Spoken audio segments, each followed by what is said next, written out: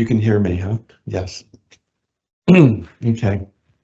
Thanks for the introduction and for the invitation to come and speak near the end of this 50th anniversary jubilee for this building. I'm not going to talk specifically about Anshelm or only about the building. I'm going to try and talk a bit about why this building might be the way it is, and which has a lot to do with when it was made.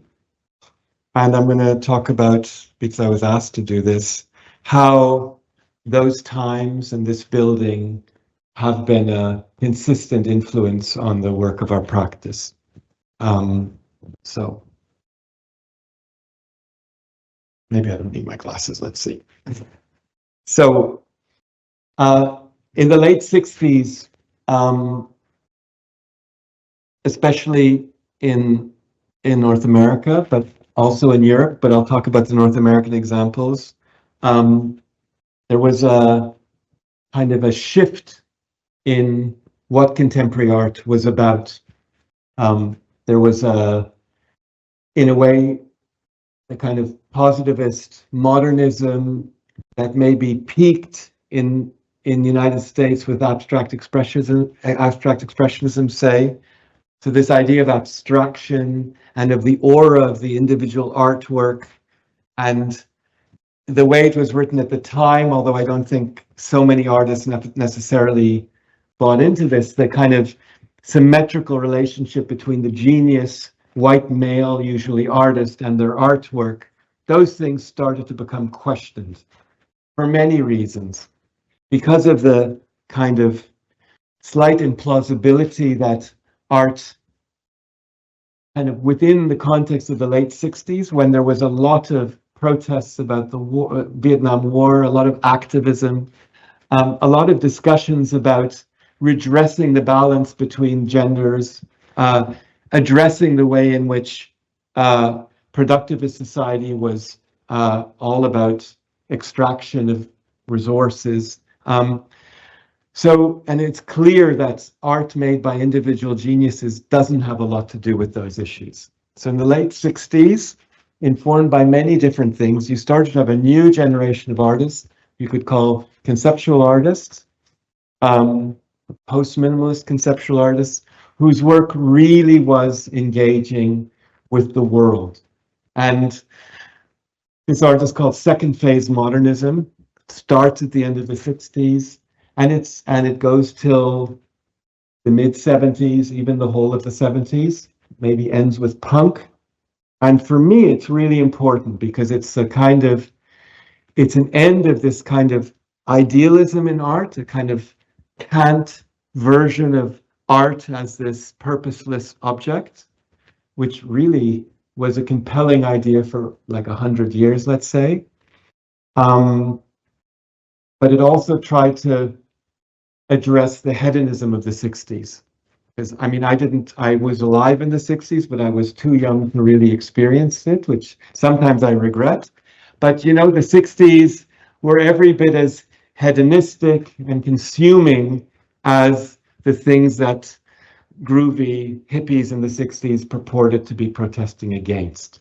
And I would say that this next generation of artists, people like Robert Smithson, Gordon Maddock Clark, Carolyn Gooden, I'll show works of a few of these people, Martha Rossler, they really were trying to embed the practice of contemporary art in issues that they could see were the most important issues that were a challenging society. So people like Robert Smithson doing works like Asphalt Rundown, which there's a lot of wit in this work, but he's renting a truck, he's filling it with asphalt, he's going up the hill, and then he's pouring the asphalt down the hill. That's the work. So it's a performative work. It's a work that's saying something about these sites of production and extraction. It's quite funny. It's also kind of crazy that an artist would be spending their money and their time organizing a dump truck with the asphalt, etc., etc. These are another two works by Robert Smithson, two mirror displacements. So a mirror displacement in the Yucatan in Mexico, and one in Chesil Beach in Britain. And so these are like these very, very simple moves, taking a mirror out of your bathroom or your dressing room and putting it outside. And it's this almost no effort move that completely transforms the situation that you're acting in.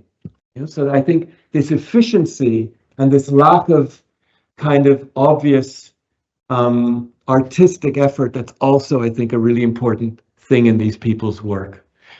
This work, it's something that Peter and I, in the early days of our practice, we did exactly this. We went outside with a big mirror and we would lean it against a wall and we would take photographs. So if you leaned it against a brick wall, suddenly you had a rectangle of sky on the brick wall. You should try it. It still works, you know, it's still magical.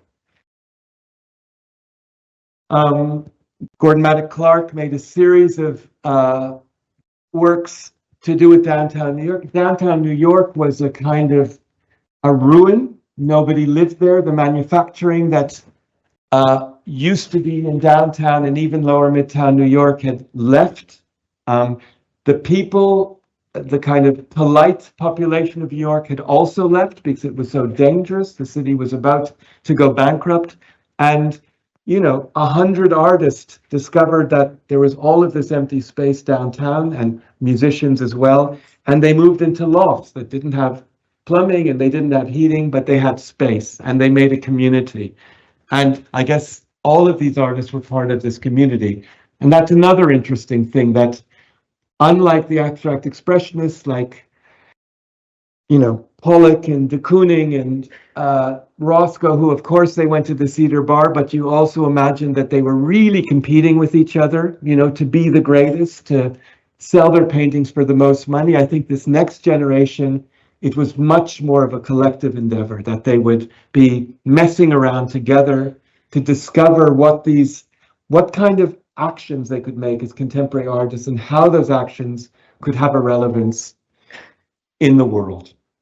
So this is one of my favorite pieces by Maddock Clark. It's called Walls Paper, where he photographed these.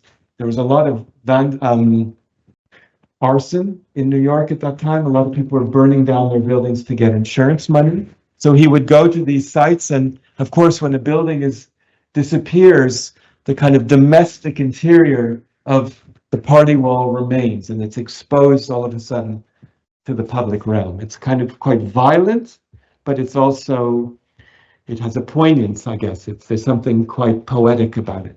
But he would make these photographs, and then he would isolate them, and then he would make silk screens, and these were in a book, and then he would put the silk screens together, and he would make wallpaper, which he would install in a loft space in downtown New York. So there's this kind of incredible circularity about what he noticed walking around the streets, the act of photographing and making these silk screens, and then exhibiting the work.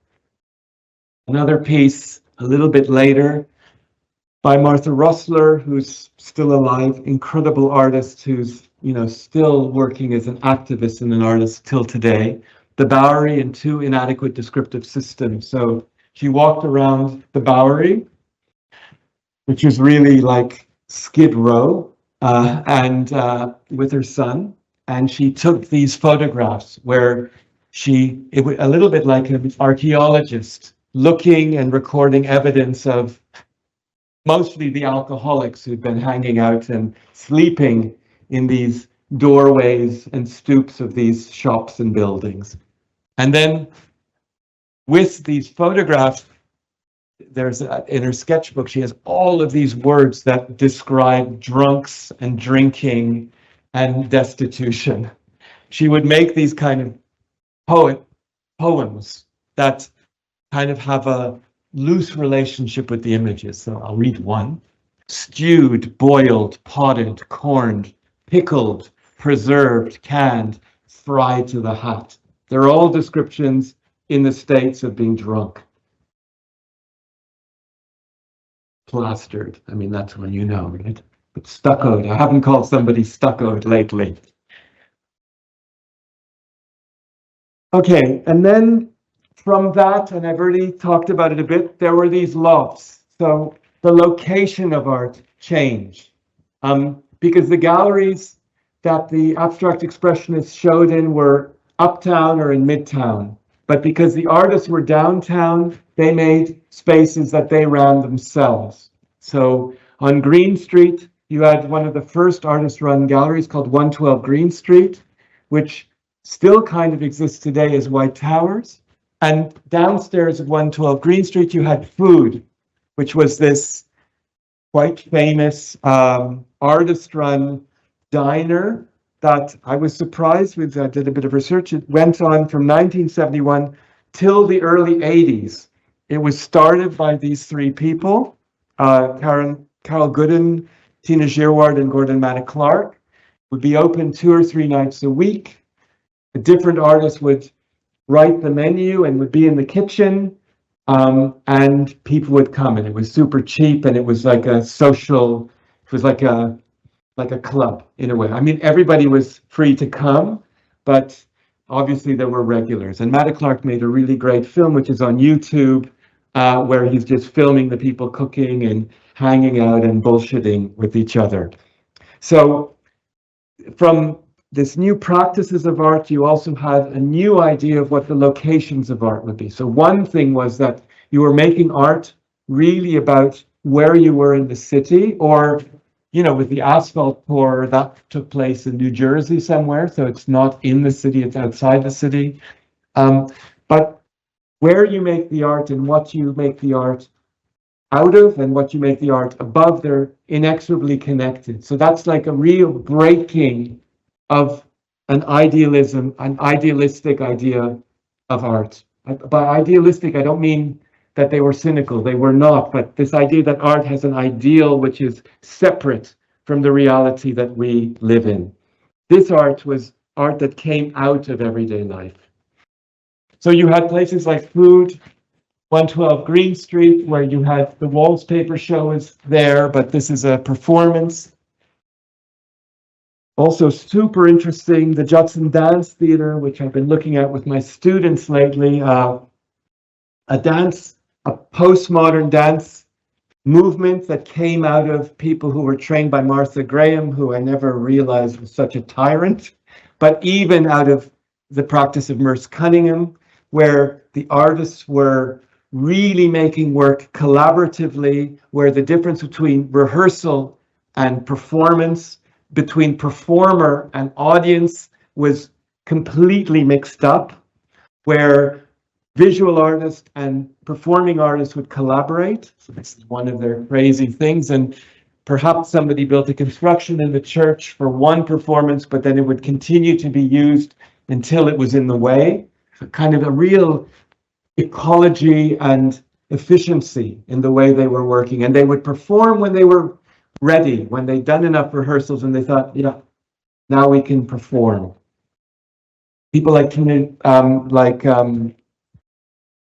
Yvonne Rainer, Steve Paxton, a whole group of amazing dancers, and a lot of that stuff. Well, Yvonne Rainer, you can see a lot of it wasn't recorded, so there's only still photographs of it and notation. So it's really, that's also, it's a bit mysterious because it was time-based, it kind of disappeared. But I think it was really important, and it was happening downtown at this church that had a very kind of open-minded minister at the church, because it was still used as a church, the space.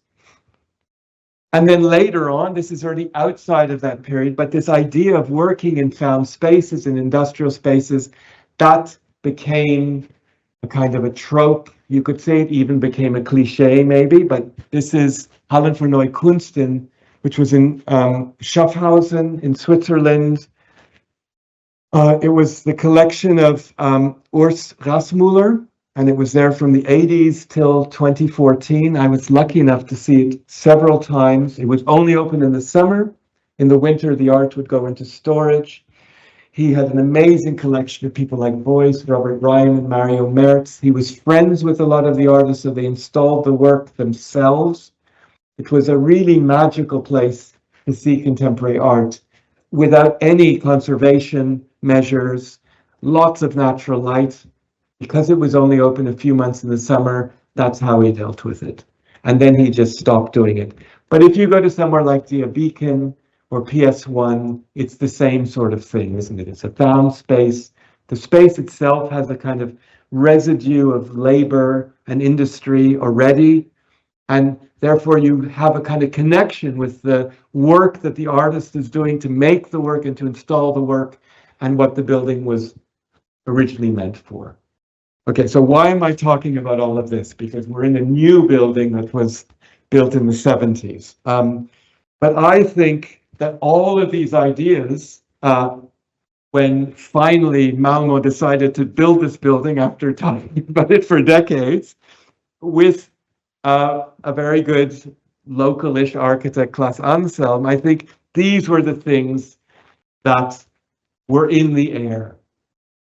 And so I think this is an amazing Konsthall, and I think Claes Anshelm is a very good architect, but I don't think he was like a genius about art spaces. I think he was a good architect, but at that time in Malmö, in Sweden,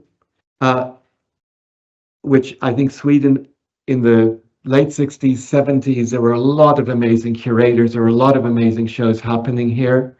It's like the Moderna Museet was also like at one of its high points. I think there was a kind of understanding and an expectation of what a contemporary art space would be. And they had an architect who was able to translate it. Like, I don't know what Anshelm's relationship to contemporary art was. Probably some of you do. He talked about this building being like a bus garage. He also made reference to Brancusi's studio.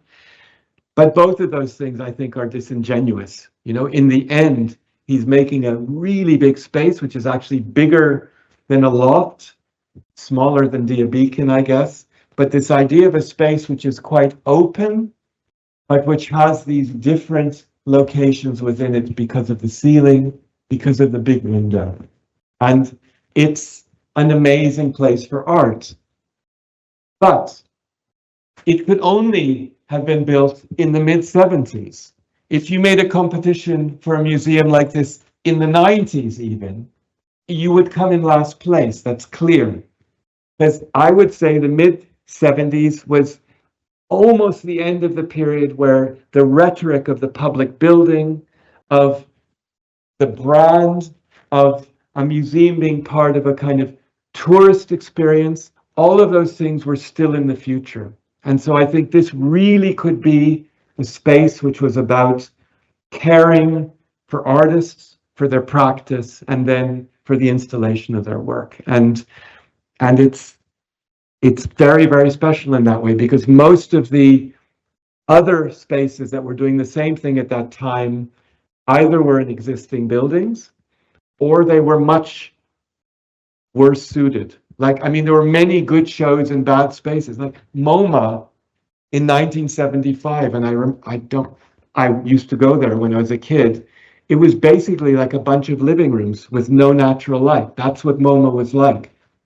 It was a much more interesting institution than it is today, but it wasn't, the spaces didn't have any obvious relationship to the art that you would see in the building. So it's a kind of an amazing coming together of many things in a very unlikely place in Malmö, you know? And there must have been, the original director must have been a kind of powerful person, must have had Anshelm must have been talking to people about what this museum could be. And the museum has had really amazing directors and it's not unique in that way, like we're working in a museum in Germany, which opened more or less the same time, and it's the same. The original director was very clear what he wanted, and every director has contributed and developed the kind of program of the museum, and that's also very special about this place. Yeah.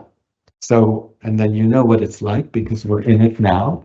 But it basically has this big open space, but you have these different conditions. You have the kind of normal condition here with all of the roof lights.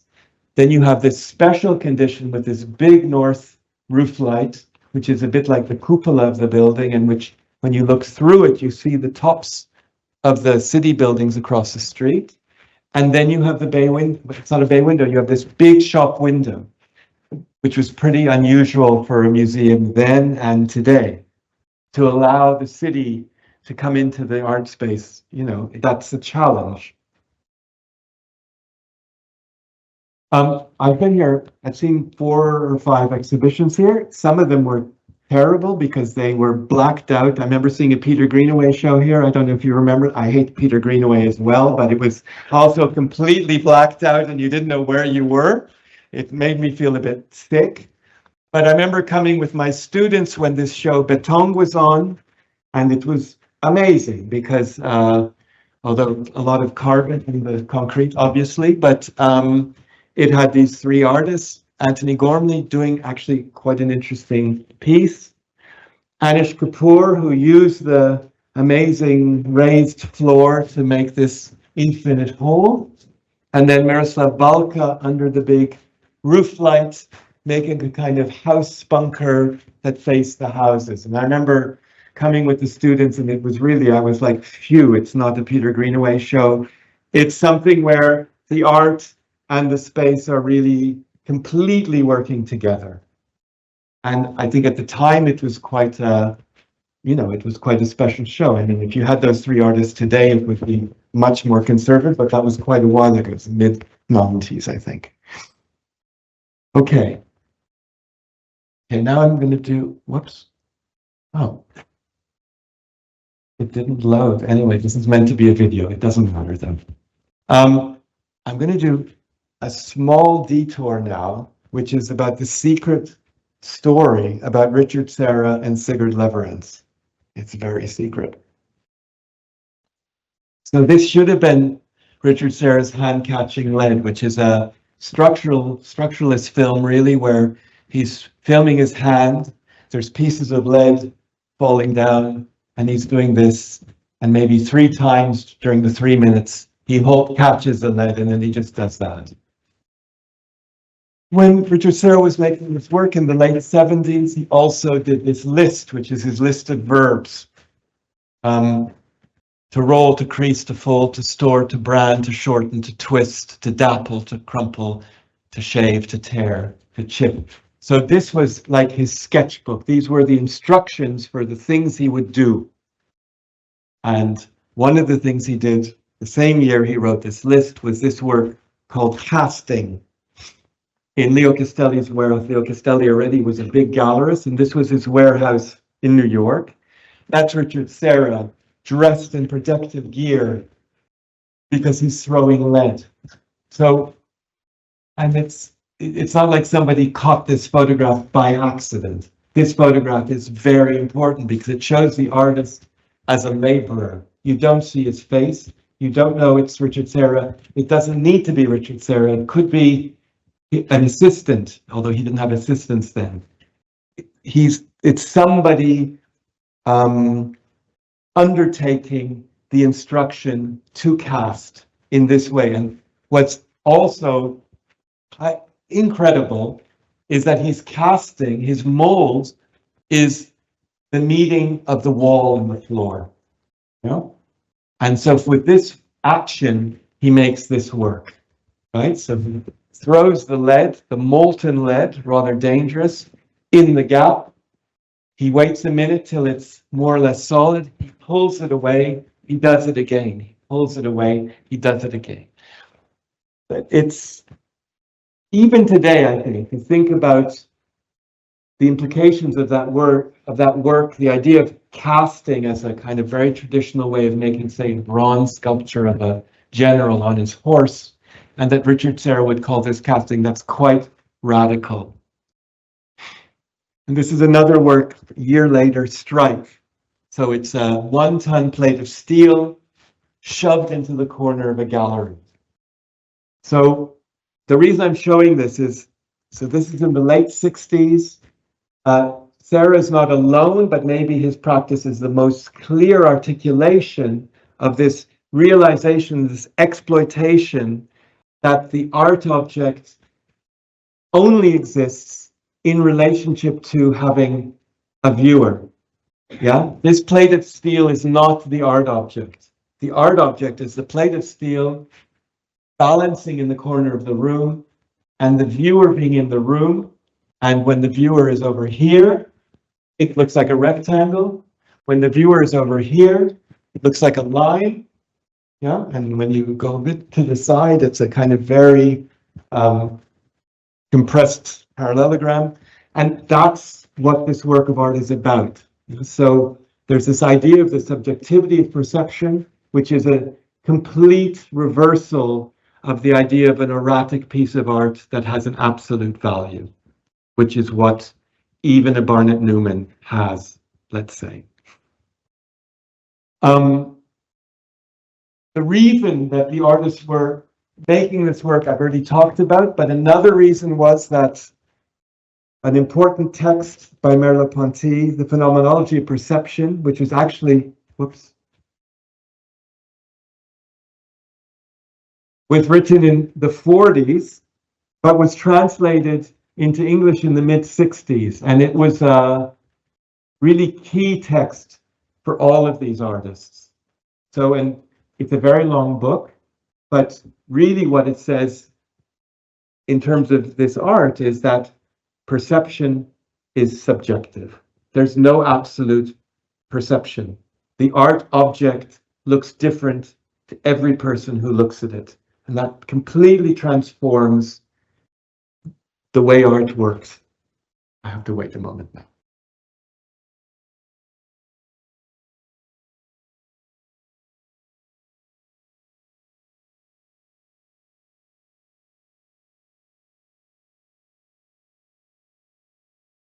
Good.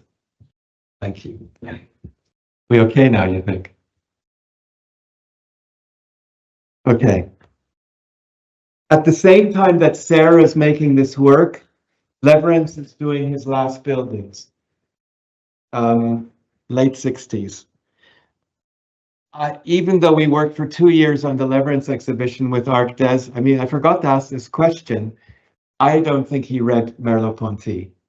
I might be wrong though, but I think in his 70s and early 80s, he'd also got to this place where he realized and was interested in the fact that he was interested in making architecture, which was really about a kind of handling of material, which I think has a direct connection to Serra's list of verbs. I think Leverance, when he was making the late brick churches, they really are like the tectonic idea of them is not that the brick is like a textile, like Semper would say, or like somebody else would say something else. It really was about that a brick wall is about having mortar and it's about having bricks and that they have a relationship with each other. And that's how you make a wall, you know, and that the gap in the wall between the inside and the outside, which is about insulating the wall, is also where the warm air will come in.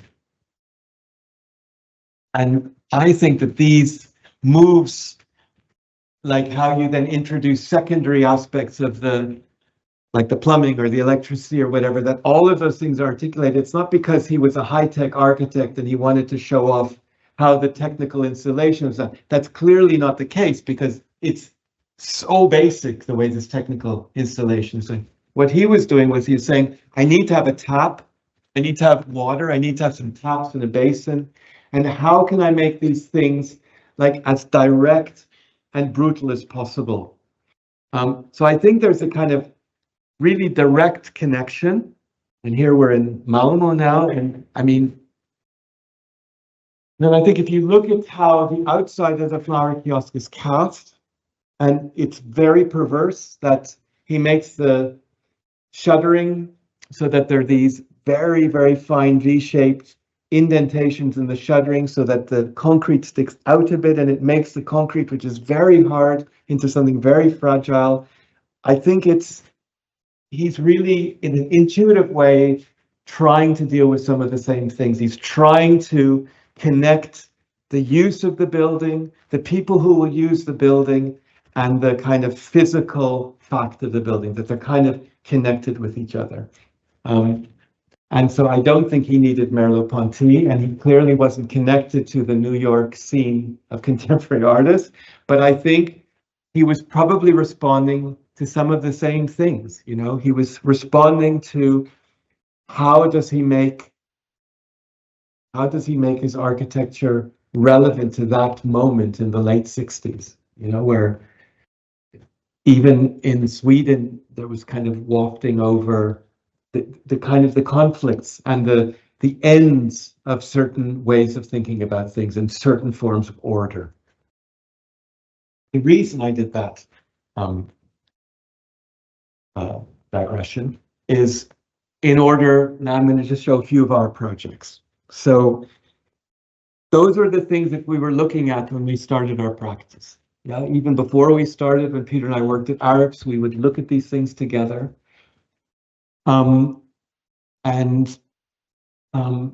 In a weird way, what we were looking at was, on the one hand, late 60s conceptual art, and on the other hand, architects like Leverance. And so this connection, maybe it's only in my own head, but those two streams are present in the work that I'm going to show. So this is a very early project, the Studio House in London, where it was a derelict small warehouse, just with the floor. And part of the task that had to be done is it had to be made into an interior, because the weather just went through it it was actually my house, and it was our first studio. So this new facade is kind of clamped onto the warehouse. Yeah, so it's kind of autonomous, but it also is responding to conditions that are there. So, for instance, this line is the same height as this one-story wall to this side, and over there the facade has to shift so to make room for that light. So it's kind of negotiating the very specific conditions of the site, but it also obviously has an idea which is about clamping a facade with steel and with insulating glass onto a warehouse. And then on the inside, it continues. So a lot of the warehouse is just left, like Smithson or Matta Clark. We were really looking at that work carefully. How much of what you found could you keep? And then how would you have to frame what you found with the new architecture in order to somehow make it an acceptable space to work in and to live in? Because it was too raw, the existing thing. So how could you frame it so it shifts into something which becomes kind of architecture? Oops, sorry. So this is at the back of the house where a bit of floor has been removed, and so this light can come down. And then you can see how all of the new walls were made with plasterboard, but the plasterboard was just left taped and jointed. So it had a kind of equivalence to the stone and brick walls that were in the house before. So there's no sense of new being good and old being bad, or new being precise and old being imprecise. Trying to bring all of those things together so the new and old make a kind of a piece of work, like the asphalt being poured down the hill. Now the asphalt becomes part of the hill. Back. And then this is like our Swedish project. I thought I'd show you because it's also working in with a lot of the same ideas. So this is the Stortorget in Kalmar, where we were asked to restructure the cathedral square, which was actually perfectly nice, but which over the course of the 20th century had been adopted to become a car park. So the city decided to move the cars, and then if you move the cars, actually you don't need all the lines in order to show the parking spaces. So 60% of this, we did nothing, because when I remember visiting for the first time, there were these lines that were made with large and small field stones, which came from the fields around Kalmar, kind of to do with glacial movement of the geology. But then we made these kind of squares at the cathedral, at the town hall, at the beginning of the high street. We use these big cut stones from the end of the 19th century, which had been used to make a road across the street, across the square. So we took the road up and we put the stones in order to make these spaces. And then we introduced a new stone, which is this, which were smooth ways so that people on bicycles and wheelchairs could get across what is quite a bumpy square. So that's, we did nothing there. Yeah, but our project was about making the existing places that were like this feel part of a new composition. So that's the square. There's other aspects, there's these masts and there's fountains, but I don't need to go into that. But it really was a project just about shifting material, and then all of the more modern stone sets, which were much smaller, we took out, and we used them in other streets where they were also renewing the kind of center of the town. So it was a kind of zero energy project. It was just about shifting things around, but shifting them around so that the image of the building became very clear. They're called cat skulls. They're granite pieces and limestone pieces this big. And they actually, some of them even fit together. So we would have to remove them in groups and then move them here. And that's one of the underground fountains with my son, who's now very, very tall at the opening. Okay, so now I'm going to talk about a few art buildings. This is where we are. And this is a model, a very late model for Nottingham Contemporary. So this is a Konsthall building in Nottingham, in the middle of Britain, in the middle of England.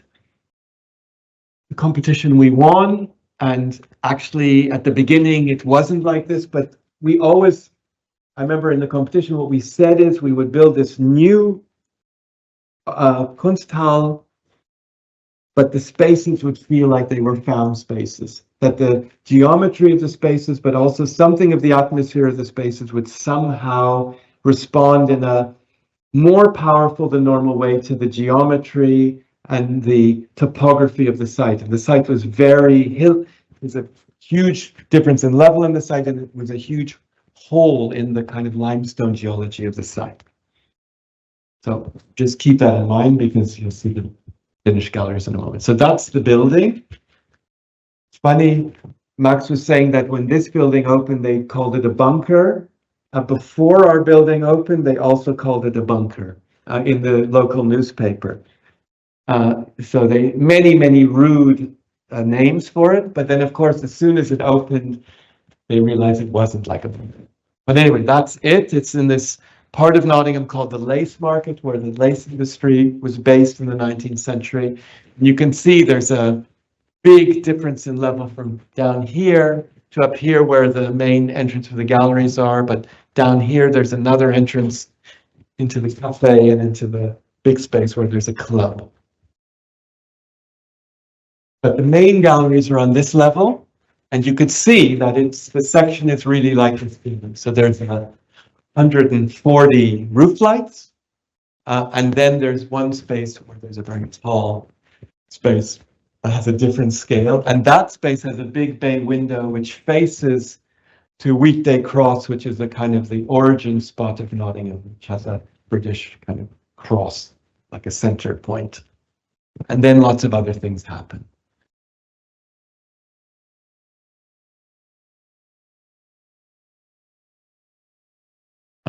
So that's the upper level, the main gallery level. You can see it's really conceived of as just a big floor, and the partitions between the galleries are very, very thin, and they could be removed, not that they ever are, the 4 galleries. And at the beginning, we wanted to enter directly into a gallery just like here. And we had very serious conversations about that. But in the end, they thought, and I think they were right, the director and the curators, that in Nottingham, that would just be too much. I mean, it is very unusual to go from a very small vestibule into an art space. And for a lot of people, contemporary art is challenging. And if you, in a completely unmoderated way, you're expected to go from the pavement into the space, it's too much. So you'll see what we did. So you go in, you look into the gallery, but then you come here into this space, which is exactly like the galleries, but that's where the entrance is and the bookshop and stuff like that. And then you circulate around. And that's the lower level. I don't need to go into everything. So it's clad in concrete, like this building. Well, this building is in situ, this is cladding, but the concrete is very fine and it has this pattern of lace on it, which maybe is not so important here, but it's of course what transforms it from being a bunker. It's incredibly delicate, the lace, and it's quite a popular thing, and it's in the lace market, so people understand. And the lace is a motif that was one of the patterns that were made in Nottingham in the 19th century. On the other side, there's this big bay window, which is really big, and which sometimes is like a window into the first gallery, and then other times it's a separate commission, and it's really something that's facing towards the center of Nottingham. And that's, I mean, it's not as wide as the window here, but it was directly referencing this condition. And then this is the entrance. And you can see, so that's what you see. So I'm going to turn left to go in, but before I go in, I look directly into this first gallery and into the second gallery. So from the pavement, you can already go in. And what we used to say is, when I was presenting to politicians or whatever, you know, we know contemporary art is a bit scary, so you can go and just have a look in, and then maybe tomorrow or the day after you have enough courage, and then you go into the museum and you see what happens. It might be a terrible mistake. Like this building, it's free, so the resistance to going in is only an aesthetic and an emotional one. It's not a financial one. And you can see that only one of the galleries is rectangular. So that's quite different from this space. And I guess that's what makes this a building from the 2000s rather than from the 1970s. So the shape of the site is it is what it is. And the shape of the galleries follows the shape of the site. This is the big gallery with the bay window. One of the galleries with the light shut down because it's balconies, and most of the time they're open. And then you can go down outside to the lower level of the town, but you can also go down inside, and you end up in this giant space, which really feels like a space that was there before. 7-meter high space with a full theatrical rig, which has a cinema season, which is sometimes part of the exhibition, which can also be rented out for events, and often has clubs on Fridays and Saturdays that are related to the program.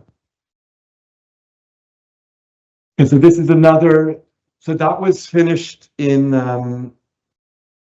2009, and then this was finished in 2015. So this is Newport Street Gallery. So these are in existing buildings, mostly. So this is the railway tracks going into Waterloo Station. This is the project. That's the beauty of London skyline. You're missing a lot. So that's why I don't live there anymore. But anyway, so this is the building. The client for this was Damien Hirst. He bought these buildings for studios, but then he actually consolidated his studios in Gloucestershire. And the buildings were originally built to paint scenery for Victorian theatres. So they're big warehouses without floors. They would have like scaffolds, and you would have the backdrop, the scenery, like a 20-meter high drop, and you'd be able to paint it hanging. There were no floors in it, top lit. Here there was a one-story shed, and on the other side there was a building that was different than that one. So these are existing, and these are new. I don't know if we would have replaced that one today, but the reason we did was so that we could make the floors go through all of the buildings. enter here. There's a restaurant here. You can go on the ground floor of all the buildings. Then you can go on the top floor. There's a bridge across there. And then you can connect to the end where there's offices and stuff. And this is new, but these floors are new because there was no floors here. And the basements are also new. It was a monument, a protected monument, this building. I don't need to go through the plans. But the idea is you can use the whole thing as a museum, but you can use the individual buildings separately also. You can use the ground floor and the top floor separately. And then there are these new stairs on the back. And the existing building was a brick structure completely, but the floors had to have very big loading capacity. So we added a steel structure inside the brick to hold the new floors. And then the new building was steel, but it had a brick facades that were load bearing. They were holding their own weight. And then on the back, where the stairs are, these stairs, they're completely brick structures. Show you a picture in a sec. So that's the existing and the new. The existing is very badly built. It was very, very cheaply built with many different kinds of brick. So it's quite a challenge. What kind of brick do you add in the new building? So we developed with the brick maker quite a cheap brick, which could be fired more or less. And with the salts in the brick, it could be dark or light. And it has a lot of variety. Yeah. And so that's the line of the buildings.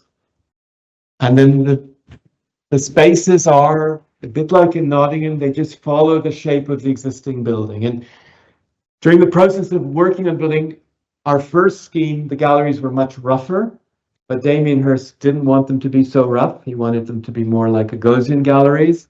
But he was very clear that the way the light comes in and the geometry of the galleries shouldn't be neatening up the existing building. So there's a kind of a energy between the inconsistencies of the host building and the kind of desire to make a gallery which is a more conventional contemporary art gallery. I think it's an interesting tension between those. And the gallery is to show Damien Hirst's collection, and he has a collection of something like 4,000 art objects, ranging from Francis Bacon's to an amazing collection of Jupp Koons, to his own work, to I recently saw a scholar stone show of Chinese scholar stones, like incredible diverse collection. This is upstairs where we kept a lot of stuff. And then this is the new gallery with the Jupp Koons show. And then this is one of the stairs. So this is load-bearing brick with this handrail built into the load-bearing brick, which is very challenging, geometrically and structurally. And then you go up. And then at the top, everything is brick. So it's a little bit, all still a bit like Leverance. But you know that some of that brick is not, it's glued to something. You know it's not holding, but everything is in this white brick. No other material in these spaces. And there's this huge Jumbotron, which was a late edition, which connects to the shows which are inside. Okay, this is a tiny thing I'm going to show, but I want to show something very new. So this is from last year. It's a show called Omara, and it's a Roma artist who was based in Budapest, who died 2 years ago. But what's really interesting about this show, and I think it connects back to what I started the lecture about. So this show, it was a collaboration. I designed it with two curators who are the curators at the ETH where I teach. And we had this idea and a kind of ambition to make shows not only in the gallery space, but to start to make shows in other of the teaching spaces of the school. So this is in the building I teach in, which is called the ONA building, which is an ex-arms factory in Oerlikon. So it's not on the main campus of the ETH. And the ground floor is this incredible space with the studios, and at the end is this room, which is called the Fokushalle, where like the first year drawing class takes place with 350 people, but it's a lecture hall. We've used it as a TV studio for a kind of broadcast project. It's an amazing multi-use space in this industrial building. And we wanted to make this show for 4 weeks in this space. And of course, you couldn't do a Edvard Munch show in this space because it doesn't have environmental close conditions. But Omara's work was never made for museums. She used to make work and put it outside on poster sites. It would be in shops. It would be in all sorts of different places in the city. So it seemed like a kind of good theme to try to reconcile with a space that had other uses. So the most difficult thing to design this show took an hour or two only. To curate it took much longer, obviously, and to install it. But what took really a long time were the negotiations with some of my colleagues that they would still be able to teach their class when this show was on. Some colleagues who were a little bit more neurotic than they could have been. But anyway, in the end, we proved to them it would work. And these are just a few shots of the opening. The week after, I gave a lecture in the school lecture series in this space. And it was really magic that this show was there. It was always there. And sometimes you'd have all these students using the space in one way. Another time there'd be a lecture. Another time there would be events that were to do with the show. There were 3 seminar events to do with this show. So really the architecture was just these panels whose color and size somehow responds to the space. This is before the opening, and then the opening started. And then there's this mezzanine that the bleacher seating parks underneath, and there was a kind of accompanying show that were other groups, Roma groups that are exhibiting. There's this thing called Roma MoMA. All sorts of groups, so they had different things here. There were video pieces, interviews with Omara, things like that up here. And then a group in the school set up these tables and lighting and flowers for the opening. There was a DJ, and there was food from a local Ethiopian restaurant who slightly underestimated how many meals they would have to make. So the dinner was rather good. And then this is just before dinner. The DJ's playing. It got darker in the space. The lights under the table became the primary thing. And so this idea that art doesn't need to be in a kind of cocoon space, that sometimes, or maybe a lot of the time, art can be much more enmeshed with the other things we do with everyday life. That's it. Thank you.